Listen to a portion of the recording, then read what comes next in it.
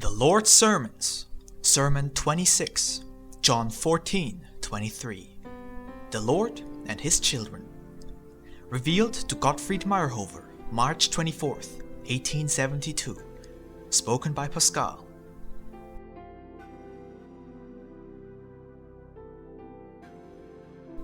Jesus answered and said unto him, If a man love me, he will keep my words, and my Father will love him, and we will come unto him, and make our abode with him.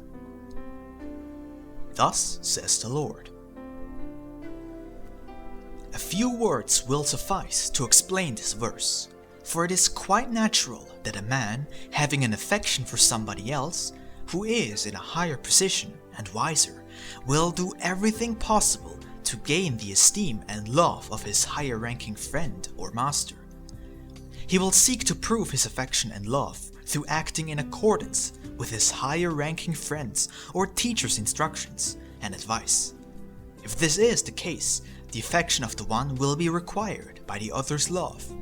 Thereby, a spiritual understanding is created, as among members of a family who live in harmony with each other.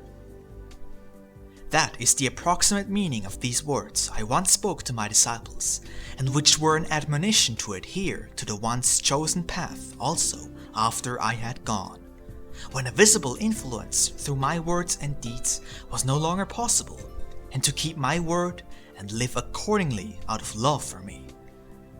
I said this to my disciples deliberately in advance, since I knew to what temptations and influences by the world they would be subjected in the execution of their mission. On account of this, I also called their attention to one point which they had not comprehended as yet, namely, that I and the Father are one, and that he who saw me had also seen the Father.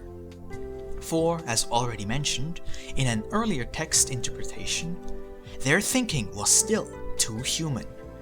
They were still unable to grasp the idea of a spiritual world, a spiritual influence, and a higher spiritual being, as I was in a physical body.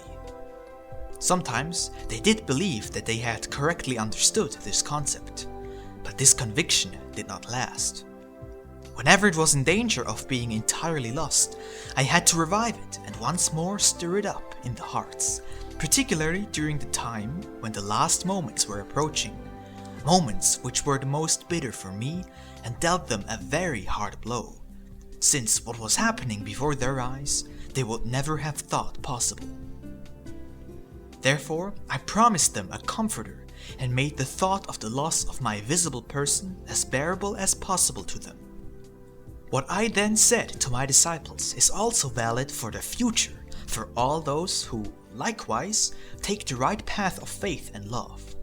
For all people who honestly want to love me actually prove this only by keeping and following my words. Following my words and proving this through actions is, in fact, the touchstone for whether people are serious in their wish to follow me along the path of meekness and self-denial, upon which I myself have led the way, leaving behind all the comforts of the material world, turning their eyes only towards the spiritual, eternal realm. There are many in this world who do not at all understand the meaning of the words "to love me," or they are inclined to interpret them in a way that suits them best. However, with those I am not. I shall not and cannot, neither as the Son nor as the Father, make my abode in their hearts. For in them the largest space is occupied by worldly cares. And they only think of me and my teaching when they are reminded, either by a church holiday or bitter experiences and accidents, that besides the material, there is also a spiritual world, and above both there is a ruler, sustainer, and a leader, who, in spite of being neglected, still allows himself to be found by man as a loving father.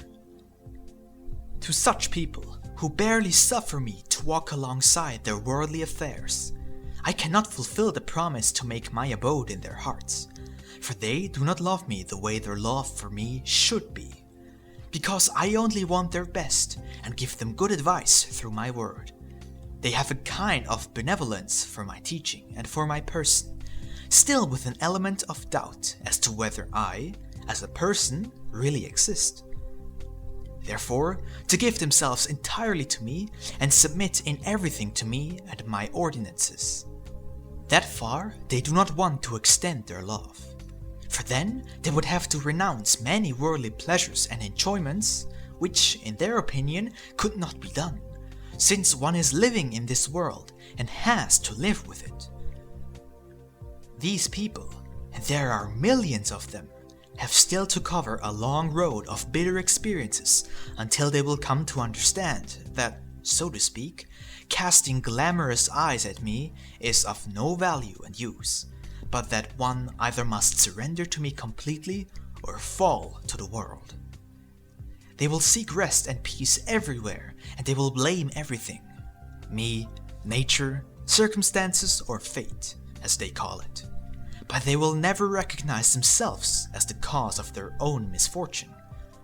As a result, their fate will be this: no comforter, no peacemaker will be able to come to them, because they fail to understand that peace cannot be established from the outer world to within, but can only go forth from their inner being.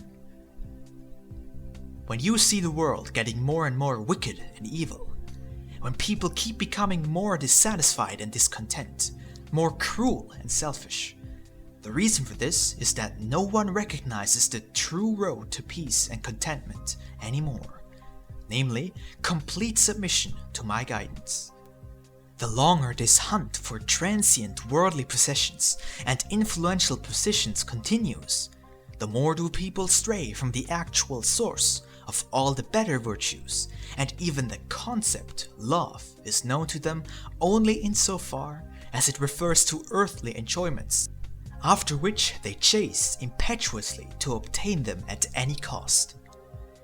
Here you see the source of many suicides as the result of disgust, because what was desired could not be obtained. This also proves how little there is in such hearts of religion, or of the concept of an eternal spiritual life, where a reward for good and evil awaits the deceased, who will find himself in situations where, restricted to himself, he will have to eradicate all that is evil and wrong within him, before he can ever gain a better position in the realm of the spirits. For those people who really live for me, follow me, and want to prove by their actions that they love me, progress is, of course, considerably obstructed because they have to struggle against their opinion of the majority, reaping only hatred and derision for the blessing they spread, as was once the case with my disciples. However, this struggling, this fight against the powerful current of the material world, which was also the lot of my disciples, this struggling is necessary in order to attain the filial relationship to me.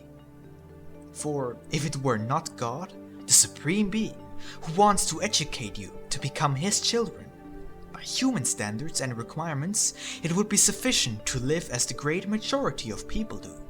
That is, to give me tribute for having given you the best teachings, but otherwise, it be left to you how and when to conveniently adapt them to your worldly needs. But I did not mean it that way, when in those days I said to my disciples, "If a man love me, he will keep my word." And when again today I call to you, "If a man loves me, he must prove it by his deeds." As in those days, my disciples had before them either heathen or fanatical Jews, to whom they had to preach my gospel. You today likewise have heathen or unbelievers, fanatical literalists, and narrow-minded ceremonialists.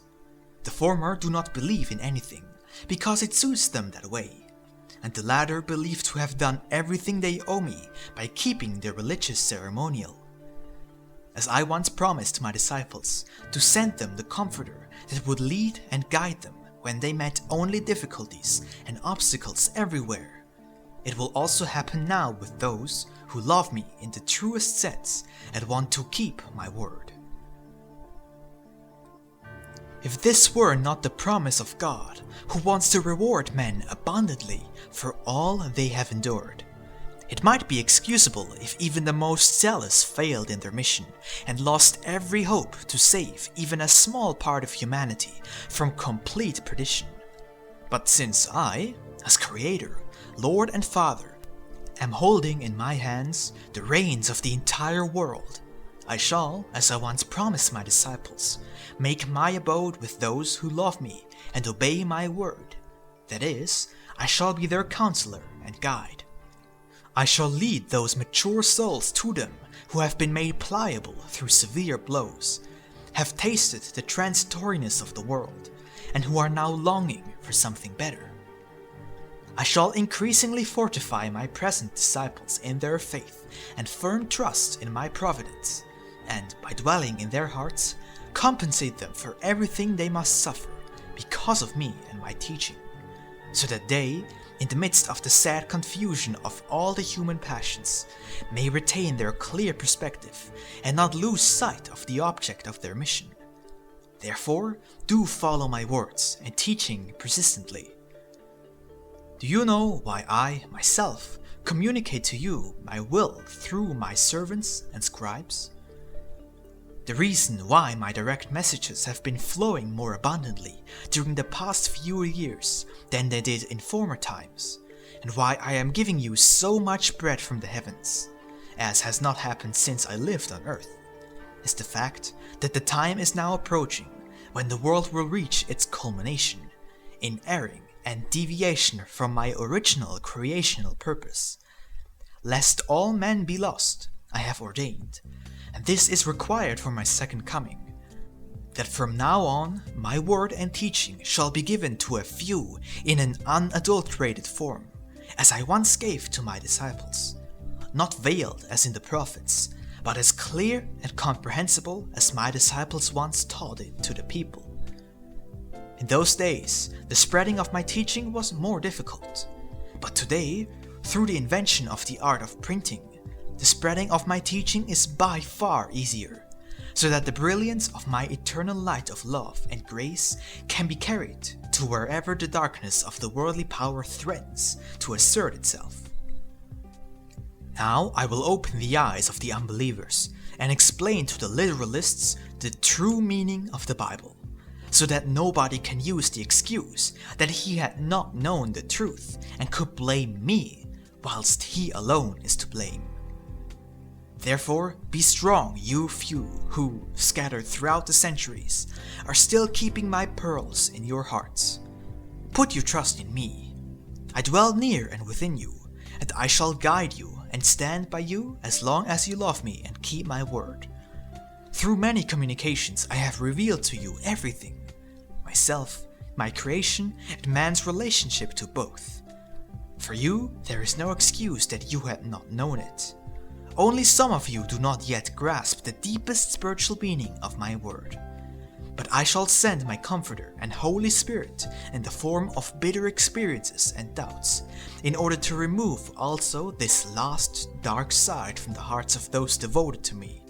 For he who is called to influence others must be firm in himself and know exactly what to do and what not to do. My words are simple and clear, provided they are not interpreted and wrongly expounded by self-love, for in that case, many a thing would be excused by you which cannot be forgiven by me.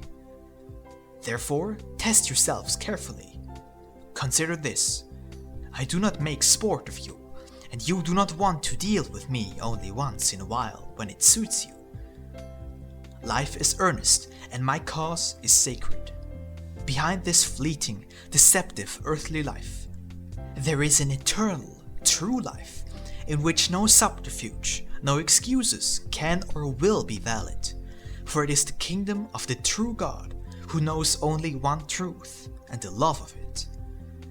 So be diligent in loving me and keeping my word.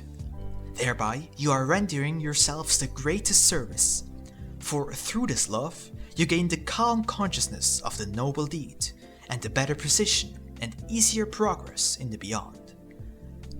I am not a harsh judge or angry God, and I do not want to be such. As I have often told you, I am a loving Father, a provident shepherd who would like to lead his sheep to good pastures, far away from those regions where abysses or other obstacles could endanger their spiritual life. I only want what is good because I, myself, am goodness. I only want to love because I, myself, am love, and I want to make of you spiritual, higher beings because I, as the supreme spiritual being, want to have only such children around me who are a credit to my kingdom and seek their peace and joy only in me. This is meant by the words which I once spoke to my disciples. If a man love me, he will keep my word. Therefore, do keep my word, and make yourselves worthy of my love, and the words in the gospel will be fulfilled also for you. Amen.